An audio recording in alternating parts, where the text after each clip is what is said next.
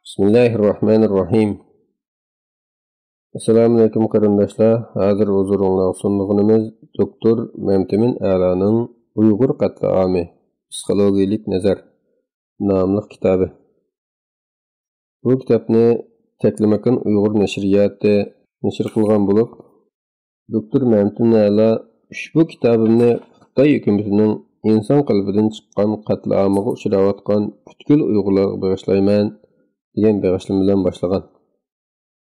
Söz 5. 2017-yili Uyg'urlar psixologik urushda degan kitobim nashr qilinganda ajoyib ardiqim chiqqandek his qilgan edim. Chunki hech kimdan tartib Uyg'urlar haqida kallamda paydo bo'lgan savollar nihoyat nurg'un edi. Tarixida u qadar saltanatli yashagan bir millatning asta-asta zaiflashib, oxiri Xitoylarning mustamlikasi bo'lib qolishi men uchun bir tushuniksiz sir edi. Bu savollarim haqida keyin ko'p izlandim. Bu izlanishlarim oxiri bir kitoblik mazmun bo'ldi. Shuning bilan dedim. Xuddi Uyg'urlarning tarixdan o'qigan ruhiyatini tushungandek, uning tagiga yetgandek xushallikqa cho'mdim. Garchi bu tushunish u qadar azobli tarkiblarga ega bo'lsin. Ammo kitobim nashr qilinib uzoq o'tmay, Xitoylarning Uyg'urlarni orqa-orqadan qayta tarbiyalash markazlari nomida atalgan amaliyotda jazo lagerlari bo'lgan qiynoq turmalarga solayotganligida xabarlar u bu yerda e'lon qilinishga boshladi. Chet eldagi Uyg'urlar tashvishlanishga boshladik. Hatto ba'zilarimiz xuddi Xitoylar bizga Uyg'urlarni hargiz bu xil shaklda qirmaydiganligi haqida ishonchli biror va'da bergandek bundan hayron qoldik. Ana shunday kunlarning birida hozir Gollandiyada siyosiy panohlik tilagan qarindoshimiz Umar Bek Ali Qozog'iston fuqarosi bo'lish sifati bilan o'zining Sharqiy Turkistondagi Xitoyning so'roqlarida tortgan azob-uqubatlarini dunyoga oshkorladi. U 2018-yili may oyida Birlashma agentlikning muxbiri Geri Shi yozgan Xitoyning keng ko'lamli ming lagerlari madaniyat zo'r inqilobini qayta qo'zg'adi degan xabar maqolasida bundoq dedi. Sen o'zingni tanqidlagan o'ylaringni va o'zingning milliy tavallikingni rad qilgan vaqtdagi psixologiyalik besim bakla qattiq bo'ladi. Men har kuni kechasi buni toki tong yorug'cha o'ylayman, uxlayolmayman. Bu xayollar hali ham men bilan birga. Hozir Washingtondagi kommunizm qurbonlarining xotira fondida Xitoy tadqiqot bilan shug'ullanayotgan Adrian Zenz boshqa tadqiqotchilar bilan 2018-yili internetda Xitoy hukumatining necha milliard dollarlik 73 tek qurilish va xaridor chaqirish e'lonlarini analiz qilish orqali Xitoyning Sharqiy Turkistondagi jazo lagerlarini aniqlab chiqdi. Bu tadqiqotning natijasi sifatida bundoq dedi. Mazkur rayonning aholisining 10-11%ni egallaydigan 1,1 million quramiga yetgan musulmon aholilar bu lagerlarga qamalgan.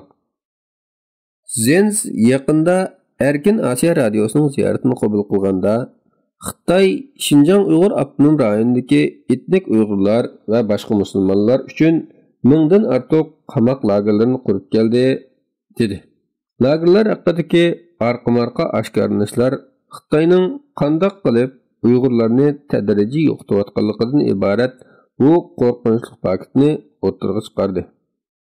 Dunyo Xitoy raisi Shi Jinping tunishtirgan Xitoy tushining Uyg'urlar uchun qo'rqinchli bir qara besish ekanligini asta-asta ilg'or qilishga boshladi.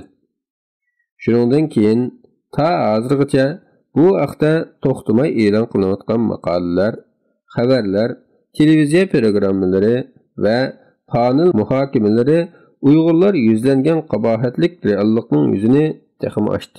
Shuning bilan andili surishga boshlagan ilm huzurining bir aqli parkoy uchib ketdi. Acaba u qadar katta kitobni yozib, Xitoy bilan Uyg'ur ruhiyatlarini tushunayotdim degan mendek bir ziyoli mushundaq bir qo'rqinchli ofatni, burnimizning uchidagi o'lim shafisini, qisqasi insoniyat tarixida kam ko'riladigan bundoq bir vahshiy qirg'inchilikni oldin ola ko'rilmasa, Uyg'ur qatlami haqidagi bu xabarlar mening ziyolilik qanoatlarimni tozg'aqdek to'zitib o'tdi. Ruhim qattiq tushdi. O'zimni ichimda ilmiy bexastalikda rosa aybladim. Qancha qilibmi o'zimni kechira olmadim. Men qandoqsiga yuz berishi shu qadar muqarrar bir qatlamni oldin ola ko'ra olmayman. Nima uchun bu vaqtda yuqorqi kitobimda xalqimni oldin ola ogohlantira olmayman? Kallamda yana g'alit holda o'zimni bu vaqtda salpal bezyalaydigan bunu savollarni so'rab turdim. Acaba bu millatning boshqa ziyolilari va allomalarmi buni oldin ola bilmadi? Tova, hayot momantlik bundaq bir ishga kelganda hammamizni qarbastimi yoki hammamizning aqli shunchalikmidi? Keyin 2018-yildagi 1 sentabr kuni Yevropadagi bir inim menga telefon qilib, o'zining mening 2007-yillik Germaniyadagi bir sorunda Xitoylar bilan Uyg'urlar o'rtasidagi munosabatning tadrijiy yiriklashishining oxiri taltakus milliy ayrimchilik olib borganligi haqida to'xtalganligimni birsidan anglaganligini va buni mendan so'rab jazmlashtirmoqchi bo'lganligini aytdi. Uning oxirgi maqsadi yanala kallasidagi munu so'liga javob tepish edi. Uyg'ur ziyolilari qanday qilib bundoq zo'r bir qatlamni oldin ola ko'ra olmadi? Uning anglashicha, men shu so'rinda bundoq deb demishman. Uyg'urlar bilan Xitoylar o'rtasidagi hozirgi munosabat barg'ansari yiriklashidi. Chunki Xitoylar hozir Uyg'urlarni qaralashdagi intayin muhim va intayin qudratli bir qurolni tepib oldi. Buning bilan Uyg'urlarni yo'qotmoqchi to'xtamaydi. Anti-terrorizm, ya'ni Xitoylar Uyg'urlarni ularning tilini 2000-yilning boshlarida cheklash orqali bir sinab boqdi. Biz jim turdik. Ammo qarshi tursaqmi bizni baribir mushu qurol bilan qaratdi. Buning ustiga Amerika Obamadan iborat bu yumshoq bosh prezidentning boshqarishiga tushgan vaqtda Xitoy texmi kuchayotdi. Endi Xitoyning yuragi texmi tomlab, Uyg'urlarni texim bo'zaq qilishga boshlaydi. Uyg'urlar sukut turayotgani bilan ularning g'ururi, qarshilik ro'yi texi yo'qolgani yo'q. Ular her amallar bilan Xitoylarga qarshi turadi.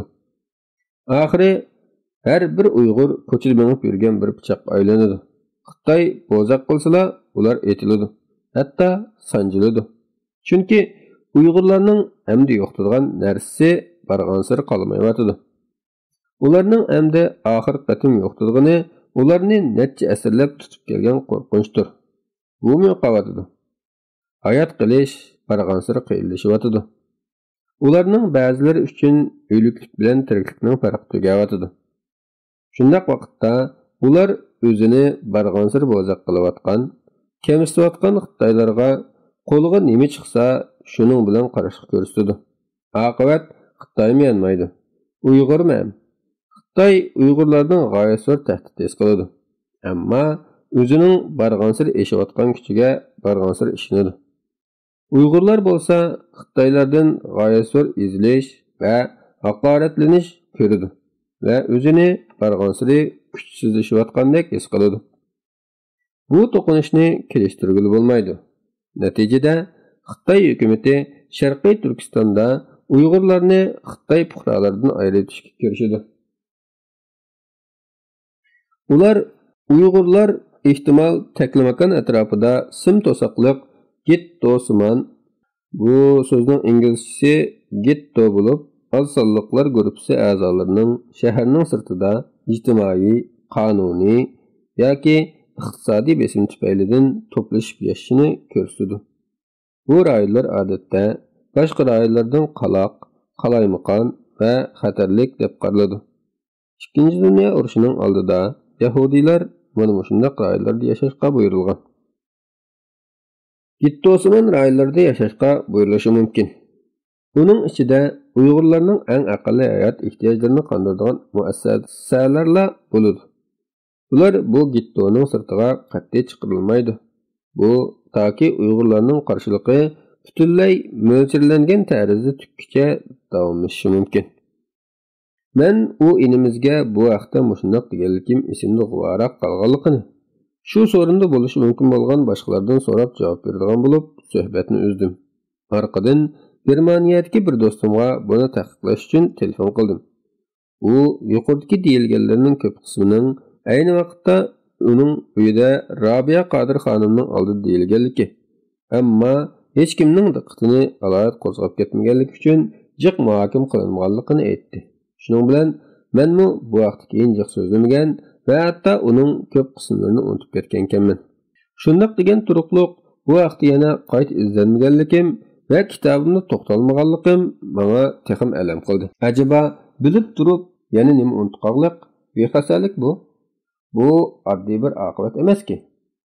Shuning bilan 2018-yili Uyg'ur qatliami haqida ingliz tilida 3 parcha maqola e'lon qildim.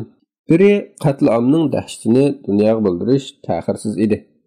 Yana biri men o'zimdagi gunoh tuyg'usidan qutulmoqchi edim.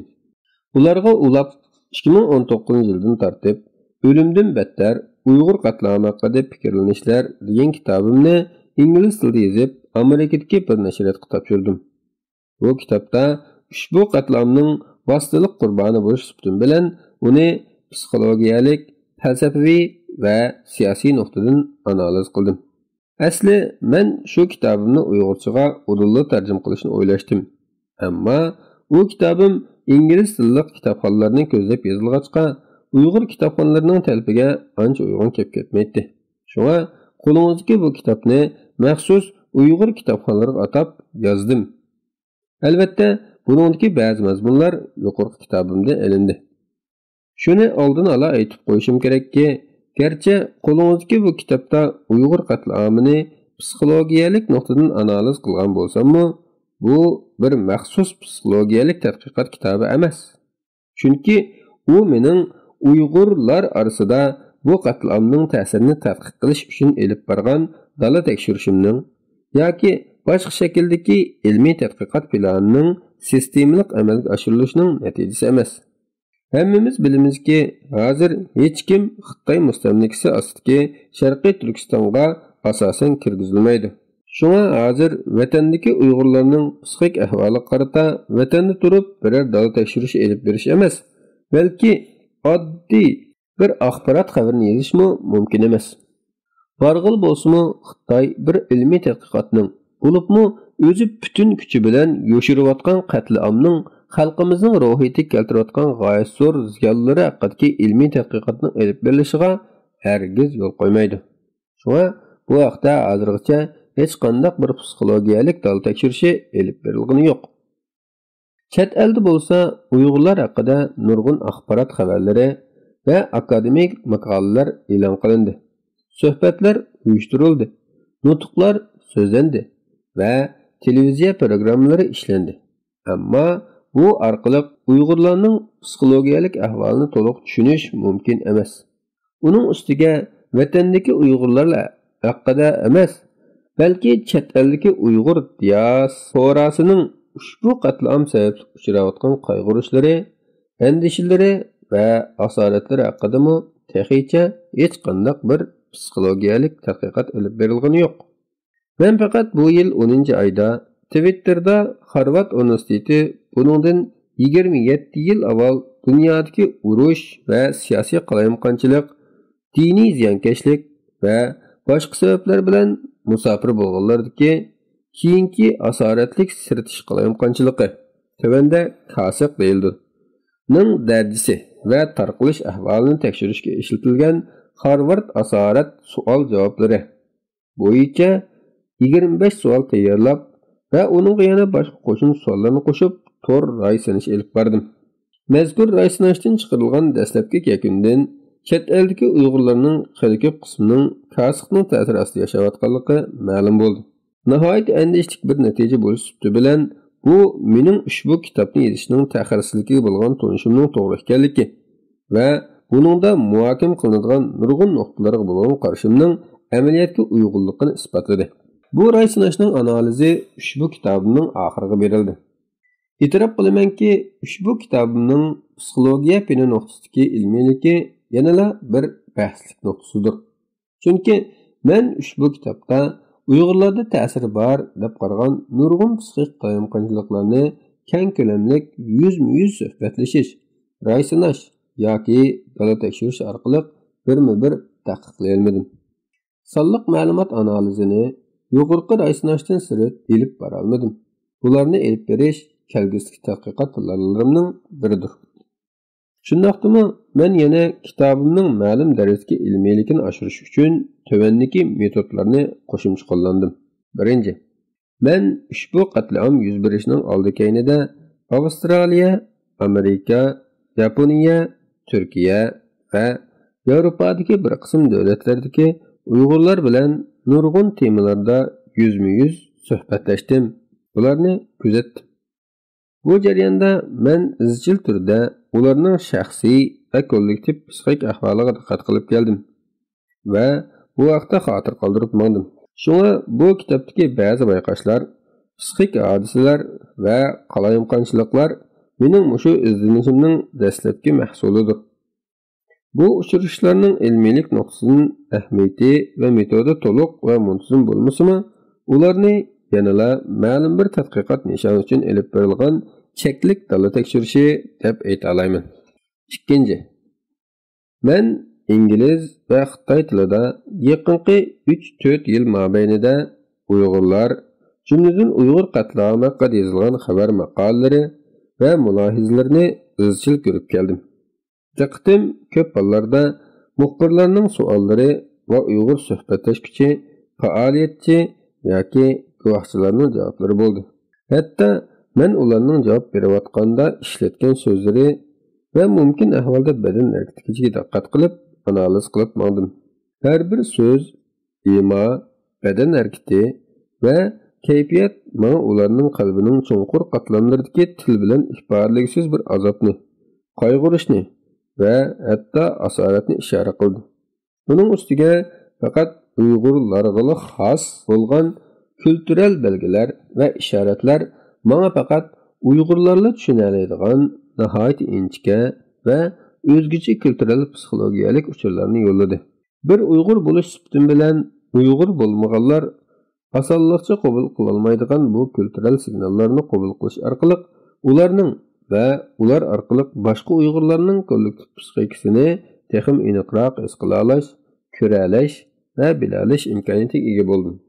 Uchinchi, ijtimoiy media men uchun Uyg'urlarning ruhiy kayfiyatini ko'rsatishga intayin muhim bir ko'znak bo'ldi. Bo'libmi, ilgari men Facebook orqali chet eldagi Uyg'urlarning qaysi temalarga qiziqadiganligi, ular haqida qanday o'ylaydiganligi va o'ylaganlarini boshqalar bilan qanday aloqa qilishganligini chunqur kuzatdim. Ko'rdimki, garchi Facebookdagi ba'zi kishilar nomsizlikning qo'g'dishi orqali o'zining o'ylaganlarini boshqalardan yo'shira olamiz deb o'ylagani bilan amaliyotda dal ashu nomsizlikqa qarg'ilashcha ishinib qilish sababli o'zi to'ymag'idek darajada oshkorlaydi. O'zining o'ylarini boshqalar bilan texmi ochiq baharlashidi. Bu men uchun intayin muhim bir oshkorlanish.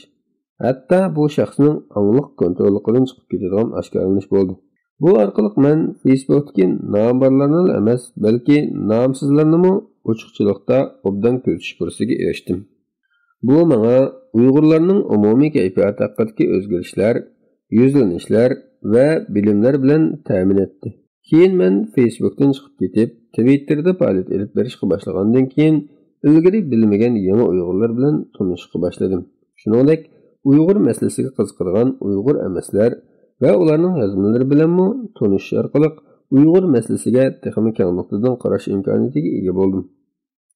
Uning ustiga Xitoy terrorlarining va bir qism hukumat xodimlarining bu o'xshash so'rinda bo'lishi va fikr bayon qilishi menga Uyg'ur realligining mavhum dunyodagi murakkab qatlamlarini tunishtirdi. Bu murakkablik mening bu kitobimdagi ba'zi qarashlarning texim realistik bo'lishiga ijobiy ta'sir ko'rsatdi. 4. Uyg'ur qatlamining murakkab qatlamlarini yo'ritib berish uchun men psixologiyadan boshqa yana jamiyatshunoslik, falsafa va boshqa fanlarga murojaat qildim. Bo'libmi, gruppa, kollektiv psixikasini analiz qilganda yuqorqi fanlarning kesish nuqtasidan chiqishdek aralashma metodni ko'proq qo'llandim. 5.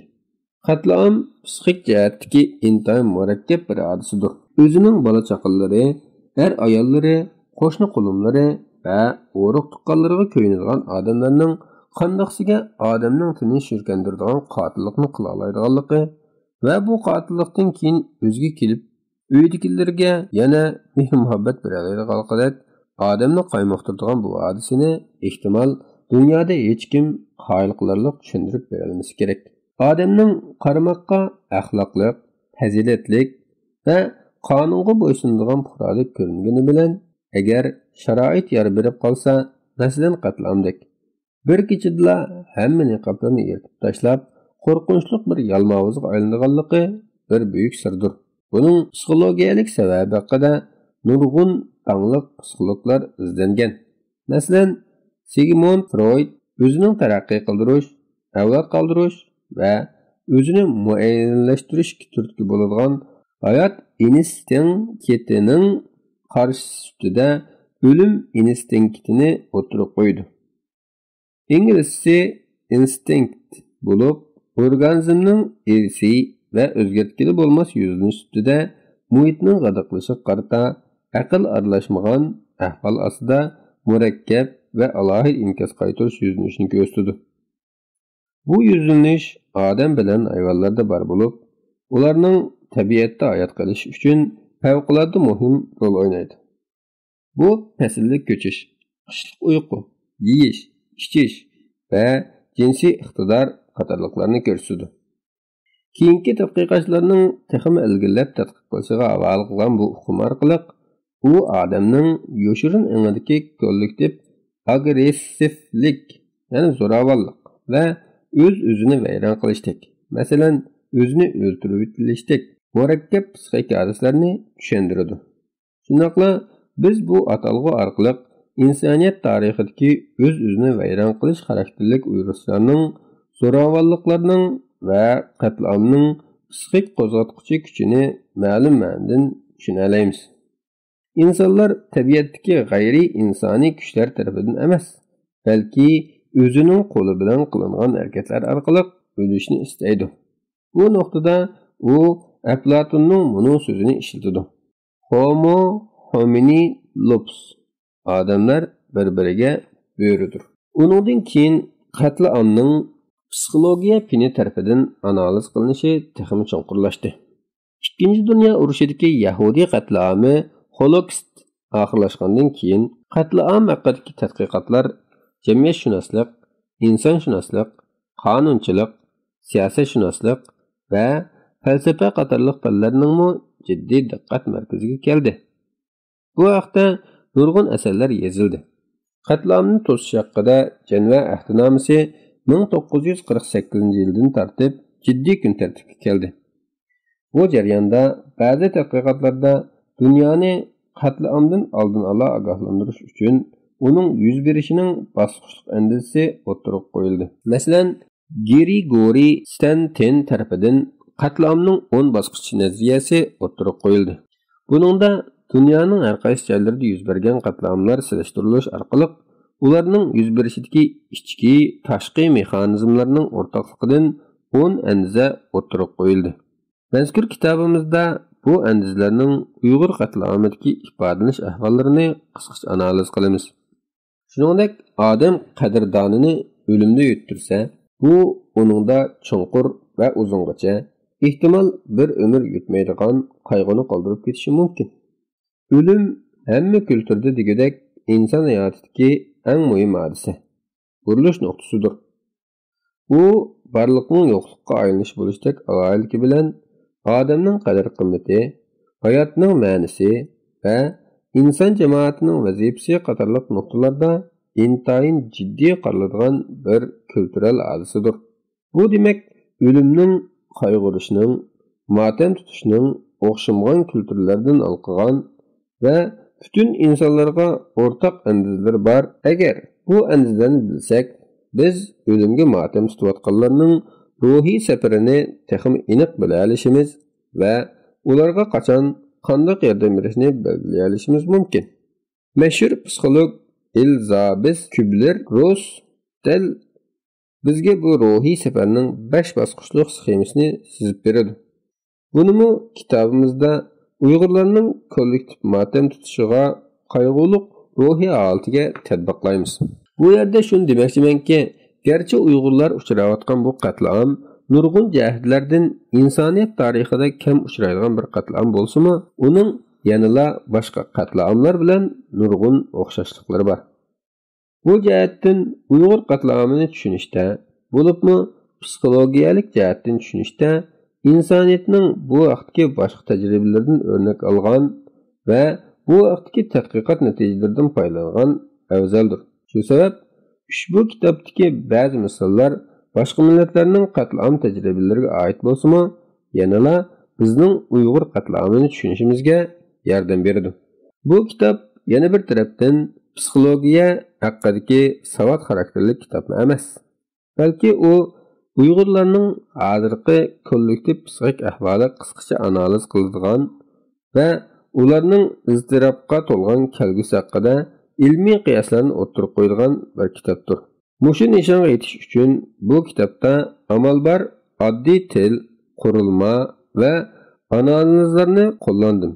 Bu orqali uning qo'llanishchanligini oshirishni, bo'libmi Uyg'urlarning o'zining hozirgi ahvolini tushunishni ilgari surishni ko'zladim. Mazkur kitobda nurg'un psixologiyalik atalg'ularga izohat berildi.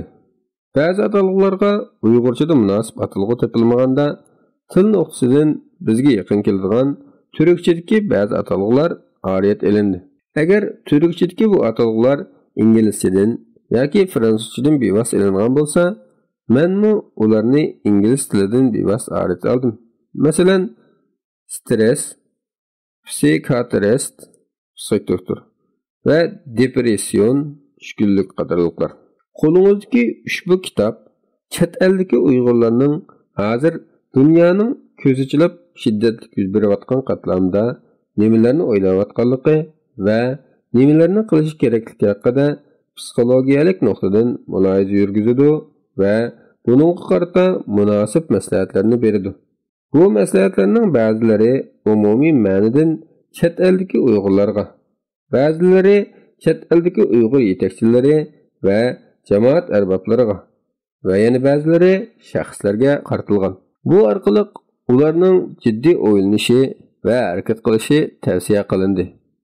Shuning bilan bir vaqtda bu kitob Uyg'urlarning bu qatlamdan qutulgandan keyinmi yana qandaq ig'ir xilslarga duch kelganligi haqida dastlabki qadamda ilmiy qiyoslarni o'ttirib qo'ydi. Oxirida shuni aytayki, bu kitobning xotimasida bizga beriladigan ushur shuki, Uyg'urlarning siyosiy jihatdan qutulolmasligi ularning psixik jihatdan qutulolmasligiga bog'liqdir. Bu hukmning aksimi to'g'ridir. Uyg'urlarning siyosiy taqdiri hal bo'lmay turib, ularning psixik ahvolida taltuksiz yaxshilanish yuz bermaydi. Chunki Uyg'urlarning navbatdagi krizisining tubki yiltizi dal ularning mustamlika holatidir. Bu ma'nodan Uyg'urlarning bu qatlamdan salomat o'talishi oldimizga barliq siyosiy kun tartiblarning eng ustida bo'lishi kerak.